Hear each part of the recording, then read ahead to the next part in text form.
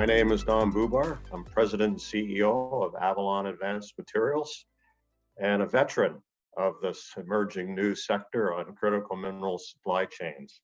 Obviously, over the last few years, lithium is back in the forefront again because the demand for lithium is soaring and there's nowhere near enough supply to meet the demand in the market now for lithium battery materials. That's why this is such an excellent opportunity for us to take advantage of. And because we did all the exploration work over 20 years ago, we haven't had all the news flow that lithium explorers do.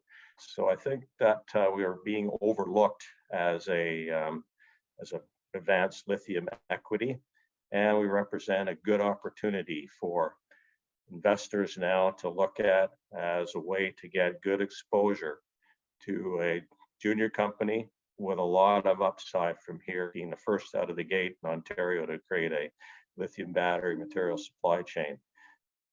So given all the demand for the battery materials, the key next step, if you've got a resource, is to create the midstream processing capacity that can process the lithium mineral concentrates to turn them into the battery material product, such as lithium hydroxide, which is the one that's most in demand here in North America. And that is by far the most expensive part of the whole supply chain on lithium battery materials.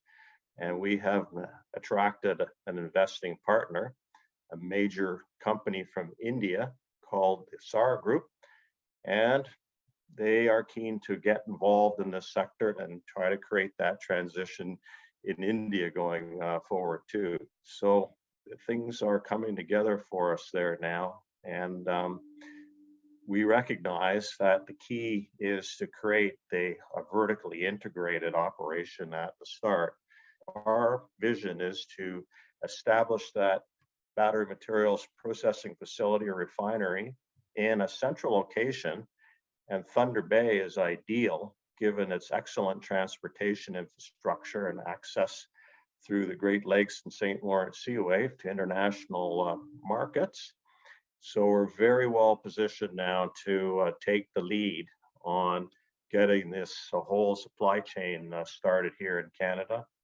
And we've got lots of support from both the federal and provincial governments that are keen to see these supply chains started and attract the manufacturing capacity for making electric vehicles and batteries here in Canada. And the Ontario government has promised to support creating the critical material supply chains.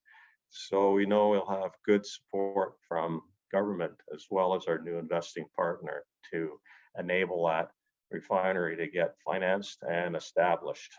And hopefully we'll get it up and running within the next 3 or 4 years. But in the meantime, we have the ability to produce lithium mineral concentrates for those more traditional applications in high strength glass ceramic products.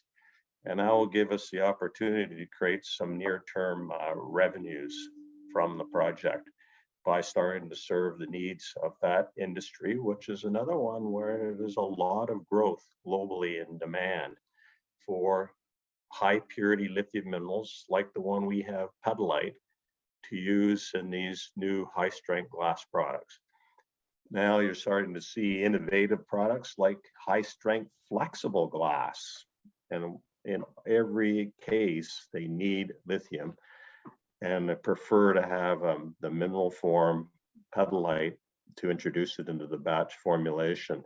So they've got the demand, and the next step is to produce the trial quantities of the product so the end users can test it to make sure it's going to meet their requirements. So that involves starting some small scale production and supply them to the end users so they can try it out and then confirm their interest. So then we would get basically an order to purchase, and we could start supplying within the next year or two. These lithium resources are very appropriate for in that there's nothing in the resource that represents a hazard to the environment. Basically, you can use most of what you take out of the ground. And if lithium gets in the water, it's good for human health. It's not a concern. So this is why I think ESG investors are becoming more and more interested in supporting creating these lithium supply chains as well, because they can be done in very sustainable ways and create new opportunities, business opportunities for indigenous communities in the north. So we're very well positioned as to become a leader in getting these lithium supply chains started here. I'm excited because I've been working on this project for 25 years and absolutely thrilled to finally be able to move it forward and achieve the vision that I saw over 20 years ago. So stay tuned for more news on Avalon. Thank you.